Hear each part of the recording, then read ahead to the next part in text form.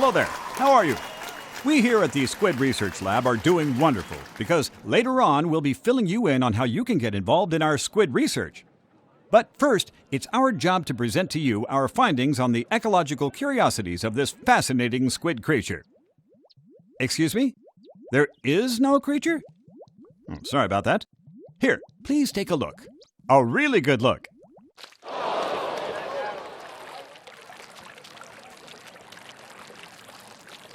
See? A little squiddy. But this is no ordinary squiddy. This particular squid can, in fact, transform into a humanoid. Eureka indeed! In squid form, they can dive into and become one with their ink, while in humanoid form, they can utilize various tools to cover their turf with it. Trust me, I'm geeking out too. I'm a scientist. That's all I can do. While we have officially named this breed of squid the inkling, we prefer to just call them squid. Unsurprisingly, they each have a gender. There are inkling boys and inkling girls. And like more common squid, they can alter their appearance at will, including skin tone and eye color. For some reason, though, their hair-like tentacles seem to change color automatically in combat situations. Another curiosity. These squid apparently gain the ability to transform into humanoid form at the age of 14.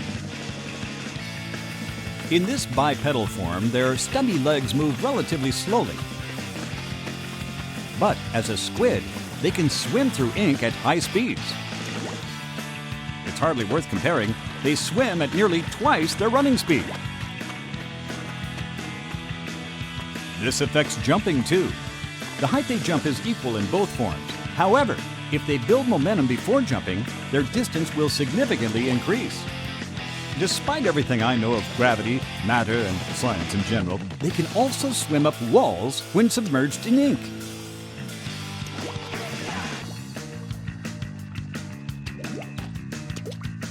However, they strangely cannot seem to cross this little barrier. Must be a mental thing, I'm assuming. Continuing this trend of odd behavior, it seems inklings only shoot ink in humanoid form. Using the Wii U gamepad controller's gyro sensor, one can alter which way they're aiming and make adjustments as they ink. Ah, ink flowing like a torrential waterfall. Science is beautiful. Glop some ink, hop in the ink, swim in the ink. This is the basic movement pattern of the inkling.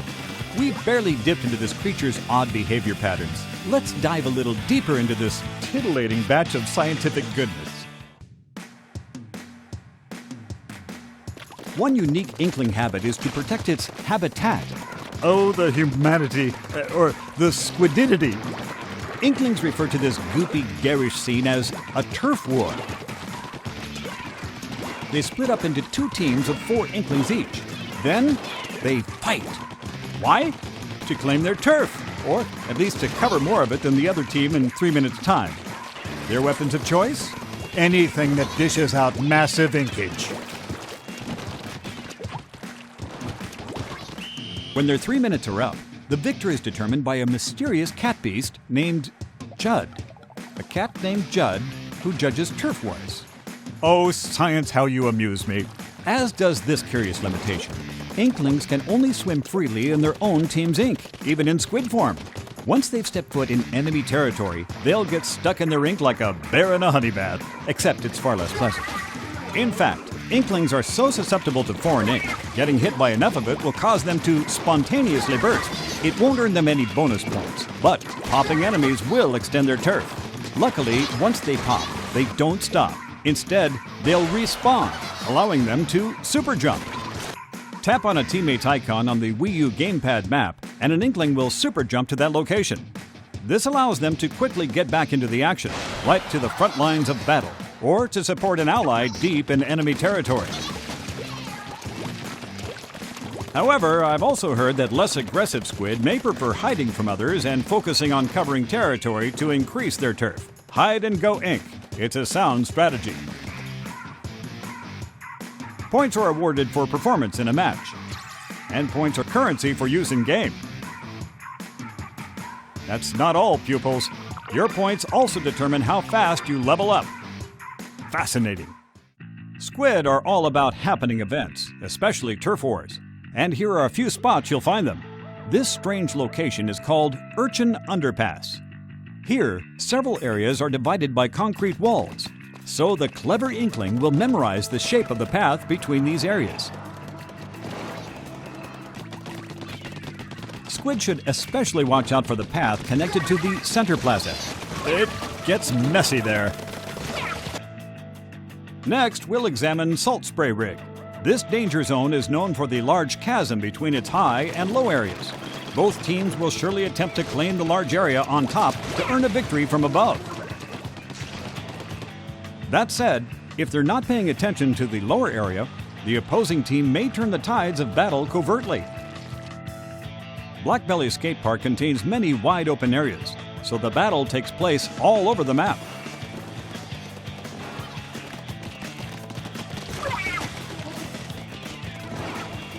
It's a race for ownership of the center platform. If a team can manage that, they should be able to manage a win by controlling the higher ground. Walleye Warehouse is a close quarters map. Teams are locked in a tug of war on two sides of a series of obstacles. Arowana Mall jams both teams into a narrow area for intense matches. Looks like turf wars can break out just about anywhere. Like my chronic rash. Oh, yeah, right there. Moving along. Although Inklings are mere squid, I must say they are extremely fashionable.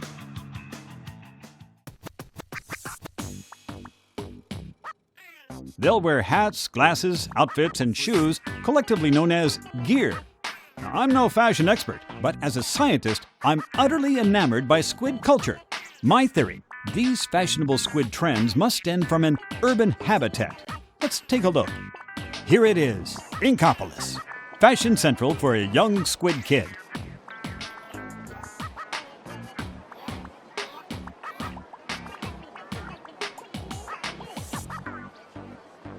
Inkopolis is home to various shops, like a weapon shop and a clothing shop, each one owned and operated by a charismatic shopkeeper. Now, take a look at that tower in the middle. The shopping area next to it is called Booyah Base. Here, each shopkeeper represents a different section of marine life.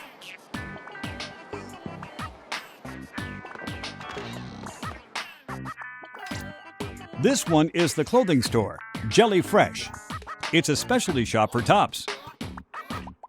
The store clerk, Jalonzo, has a unique speech pattern. But he's popular with the squid kids, so I guess that makes him hip. Maybe that's why he wears a different t-shirt every day. He's got a rep to protect.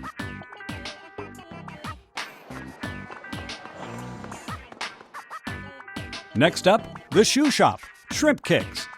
This store is devoted to the fashion of footgear. The store is owned by Krusty Sean, the tiger prawn. He loves shoes so much, he wears a different shoe on each of his 8 feet.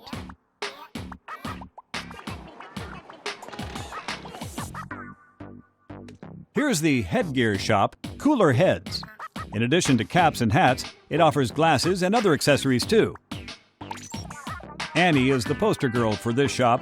She's a bit timid, but she has a huge following. A bunch of fan squid, if you ask me. Oh, and that's Mo. He sure has a sharp personality. And finally, this is the weapon shop, Ammo Nights. The store owner is Sheldon. This horseshoe crab is pretty much obsessed with all things military. Get him talking shop and he just won't stop. But his knowledge of weapons is definitely top-notch. A word of caution, however. My research assistant tells me that the variety of weapons and gear available at shops will improve as squid level up. Next, I'll lecture on some weapons his shop carries.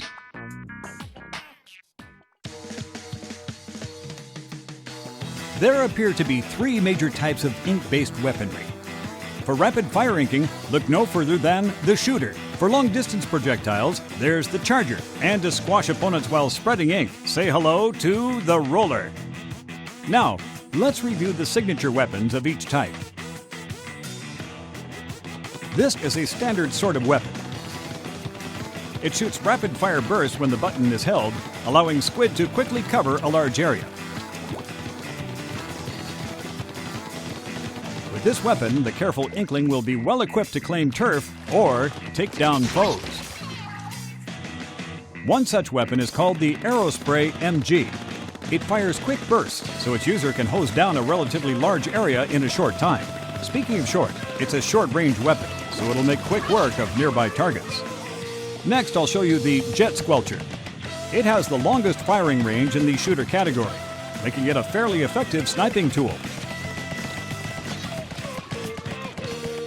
The last shooter of the day is the Blaster. It shoots bullets that explode into ink. Enemies may be caught in the blast, but a straight shot will easily wipe them out. Next, let's examine the Charger. This type of weapon requires a short charge, but then it'll dump ink everywhere in one massive shot. It's perfect for soiling distant enemies, or for splattering the land in linear fashion. This Charger is the E-Leader 3K. Its charge is fairly time-consuming, but its firing range is impressive. This is really going to be... Yeah, that had to hurt. Relatively speaking, of course. Ouch again. This next one is the Splatter Scope. Some Chargers like this feature a scope, making it easier to aim at distant enemies.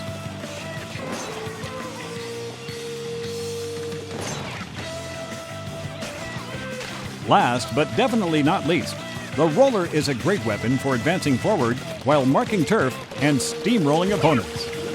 Shake the roller and it will spread ink all over, splooshing any foe in an Inkling's perimeter. Sploosh. The Dynamo Roller is a prime example. It's a tank of a roller that chugs along slowly while deflecting incoming fire when shaken.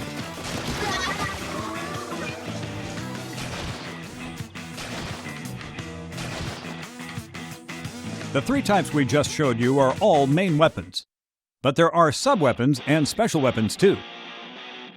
Together, a main weapon, sub-weapon, and special weapon make a set. To Squid, selecting a weapon set that suits one's battle style is of pinnacle importance. Sub-weapons consume a relatively large amount of ink. The amount depends on what type is used. There are 9 sub-weapon types, including some gadgets and support tools that have the scientific community geeking out. One fine example is the suction bomb. It sticks to walls and other surfaces, exploding shortly after. Now, for a different thing that goes boom, try the burst bomb. It may not be as powerful as others, but it explodes on contact and uses less ink, allowing an Inkling to throw them in rapid succession. The point sensor is a support tool. It doesn't attack, but it does locate sneaky enemies and shares that information with all teammates.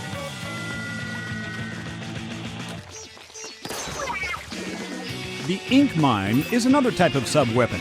It's invisible to opponents when it's on the ground, detonating after a certain amount of time, or automatically when enemies pass by. The Squid Beacon is handy too. Set one down and teammates can super jump straight to it. And finally, the Disruptor doesn't damage rival Squid, but it will slow them down a bit and lower their abilities as well. Special weapons are perhaps the most intriguing of all. They can only be used after filling up a gauge by covering the ground with ink.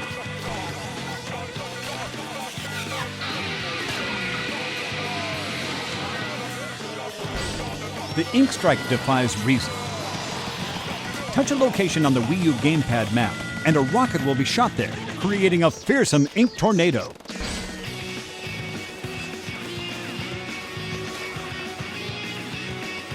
The Echolocator is great for locating enemies. For a limited time, it allows an entire team to see their foes' locations. The Bubbler is pretty self-explanatory. It creates a protective bubble that deflects enemy attacks. Get near a teammate, and they'll get bubbled too. And finally, the Kraken can turn an Inkling into a giant invincible squid. For a while anyway. So, let's see. A main weapon, a sub-weapon, and a special weapon. It seems squid always go into a turf war with a set of these weapon types.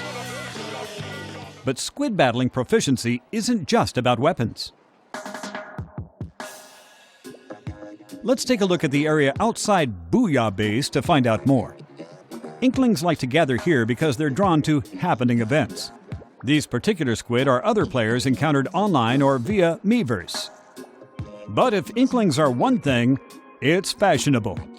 They've developed several brands of couture and enjoy mixing and matching styles to create their own unique look. Studying the different types of gear squid use offers some fascinating insight into their strategies.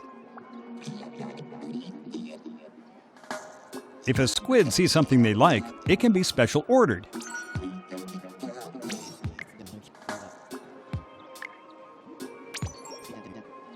A closer look reveals icons on this gear. These denote what I like to call abilities. Each piece of gear comes with abilities that can power up an Inkling. There are many types of gear abilities. For example, if a piece of gear increases ink efficiency, the lucky Inkling who has it equipped will consume less ink than usual when using a main weapon. Other abilities include damage up, defense up, and speed up, plus more curious ones like the ninja squid and stealth jump. The number of abilities each piece of gear can have is based on its star count. The more stars it has, the more slots it will have. Up to 4 abilities can be equipped per piece of gear. However, other than the first one equipped, abilities are assigned at random. Frequent usage of the same gear apparently generates more abilities to equip.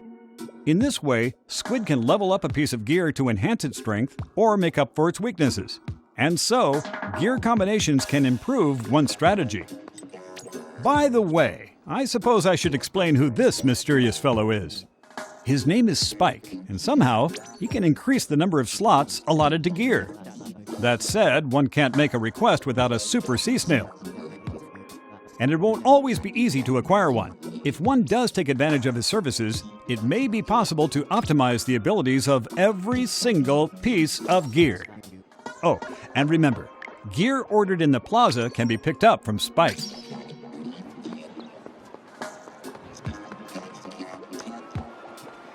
Wait, did you see that? It looked like a peculiar old man was peeking out from that manhole. Or a squid hole? Aha! Let's see what happens. Oh my! Science, you've outdone yourself! Who could have imagined something like this existed underneath Inkopolis? I've heard this old manfish's name is Captain Cuttlefish. Likes ordering Inklings to battle with octopi, it seems. And maybe it's the outfit, but that Inkling actually seems to be taking his orders and prepping for battle. Man, squid really are suckers. What's this? A tea kettle-like thing? If my calculations are correct, and I assume they are, that tea kettle is somehow connected to the octopi nest. No, you brave fool! Don't go in! Science tells us that the natural nemesis of the squid is the octopus, or in this case, the octarians. But octopi will do. It seems that Captain Cuttlefish has ordered the Inkling to take back a zapfish stolen by the octarians.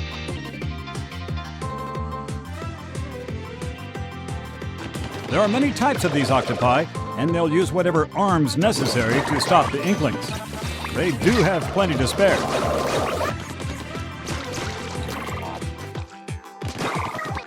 Just look at all those gadgets and gizmos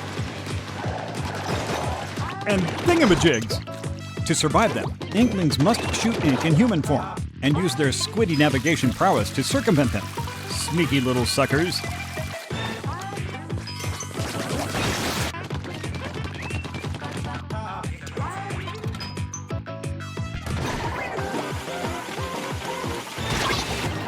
With Captain Cuttlefish's expert advice, they may just take back that zapfish. Depending on their location, some octopi may move like squid when they attack. Or they may be a bit more powerful. Worse, gigantic weaponized squid boss, anyone?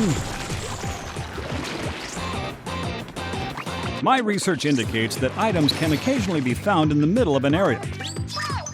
For instance, this armor increases an Inkling's durability.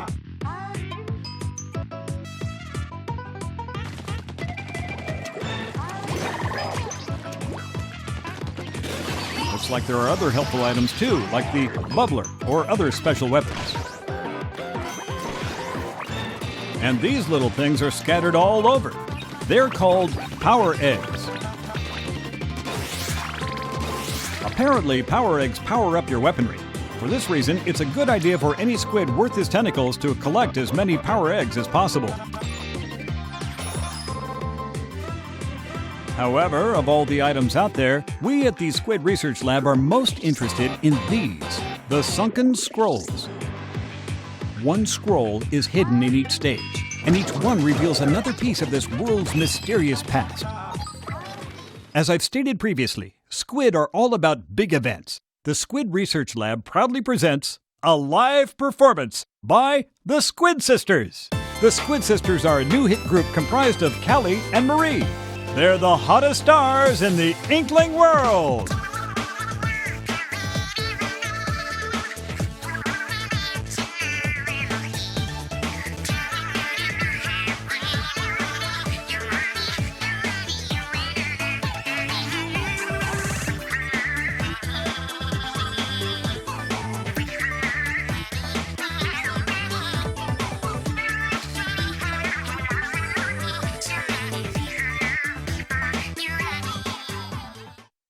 And I'm back. Science never sleeps, and neither can I.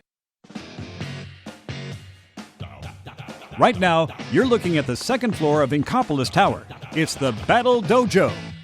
Here, Inklings can compete in local multiplayer skirmishes, play against friends casually, and practice to perfect one's skills for online battles. The goal? Elementary. To deflate the most balloons and egos. 1 point is awarded per pop balloon. But taking damage will subtract some points. Points earned during the last minute are doubled. That way, underdog stories are abundant, as are total stompings. In this mode, one player uses the gamepad, while another plays on the TV screen using a different input device, like the Wii U Pro controller. After earning their tentacles in Battle Dojo, a confident squid may want to swim onto the World Wide Web to battle against opponents from all over the place. Look no further than Inkopolis Tower to enter such an online battle. There are two types of online battles, regular battle and ranked battle. Regular battle refers to the turf wars, which I detailed in research record number 5. In this mode, the winning team is decided based on the amount of area covered in their ink. After each match, players are shuffled between the two teams like the motion of particles, randomly, in other words. In this mode, Inklings can easily join friends who are already playing online. As always, teams are chosen at random, so they may end up as bitter rivals. In online battles, wise squid will notice that certain weapons offer key advantages in certain stages, so weapon choice is an important strategic decision. To best apply these strategies to the battle at hand, Inklings always choose from 2 stages. These stages change out every 4 hours, giving eager Inklings a reason to fight throughout the day. In fact, a newscast will announce which 2 stages are available for play when they change out, allowing clever squid to pick the right weapon set for their current situation. The other online mode is called Ranked Battle. There's more than one way to play this mode, including Splat Zones, where squid brothers and sisters fight for control over a specific portion of the stage. Whichever team holds on to this area longest wins the match. Because both teams are drawn like magnets to this one area, these battles are incredibly fierce by nature. In Ranked Battle, players are rated based on skill, and skill alone. Ranks go up and down based on wins and losses, with ranks ranging from C- to A+ across 9 levels. That way, players of similar ranks can face off against each other. All right, here's where we separate the Inklings from the Squid Babies. You see, to participate in Ranked Battle, one must reach level 10 or greater, but that's not all. One other condition must be met to play Ranked Battle, a global condition. All across the world, the more players that reach level 10, the closer we'll get to reaching an exciting new event, At that point, Ranked Battle will be unlocked for the world to enjoy. The Squid Research Lab will provide status updates on this worldwide event on Nintendo's social media channels, including its official Tumblr account, splatoonus.tumblr.com, and on the official website, splatoon.nintendo.com. I'm sure that together, we fellow Squid fanatics will reach this goal in no time flat. And in the meantime, you can enjoy honing your skills, unlocking gear, ranking up, and fending off the Octarian threat. Now, for what is quite possibly the most startling revelation of all. Soon, Inklings the world over will have tons of exciting events to look forward to. It all starts after the launch of Splatoon, with various elements being powered up with free content. You won't know what to expect, but you will know to stay tuned for what's happening and what's coming. Sometimes new stages will be added to the mix. The initial selection has plenty to wrap your tentacles around. But soon after launch, some far more technical stages will be added. New weapons will be introduced as well, including this one, the Ink Brush. This roller-type weapon looks like a paintbrush, but the only art it specializes in is Turf War. Eventually, new gear will be added as well, including clothes and shoes. These events will also usher in new rule sets for Ranked Battle. The next to arrive is called Tower Control, and by science is it interesting! Stand on the tower in the center of the stage, and it will start moving on a rail toward enemy territory. The team who pushes through the tower and to the goal first wins. Sadly, the poor Inkling on the tower will be a constant target for the opponent team. Such is fate. The squid on the tower must be punished for his actions, and his allies must protect him. Natural selection at its finest. Ranked Battle will also receive a third rule set called Rainmaker. So far, my research is inconclusive, but they must have called it that for some reason. Making it rain, baby! Making it rain! Oh yeah! Moving along, August is when the competition really heats up with a major event. This new event will add in 2 additional matchmaking options, as more and more players master the strategies, weapons, and stages of Turf War and Ranked Battle. The first allows 4 friends to team up and search online for another team to battle against.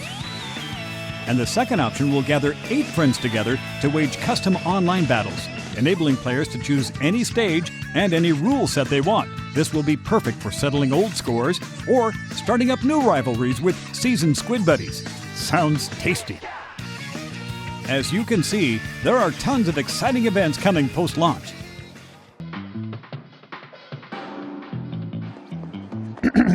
It's my understanding that the fun doesn't end here. At the corner of this plaza, we've discovered a classic arcade machine. Let's take a look. Eureka! This 8-bit style, oh, the nostalgia. This game within a game is called Squid Jump. It's a simplistic minigame where all you have to do is jump your way to the top, but it can be quite exciting to go for a high score. It's a fun diversion for any squid waiting to be matched for an online battle. Speaking of fun, here's another way to play.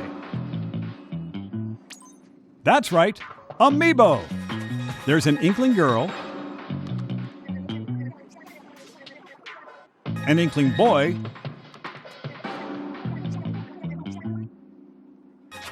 and an Inkling squid Amiibo too. Each one offers 20 different missions. The Inkling Girl offers charger challenges, where you take on stages in Octo Valley with only a charger. The Inkling Boy provides roller challenges. And the Squid Amiibo delivers a formidable mix, both Kraken challenges and limited ink challenges. Sounds challenging. Upon clearing missions, you will acquire special gear. And if you complete all of the missions, you can unlock an additional minigame. These minigames can be swapped and played at any time, or while you're waiting to be matched.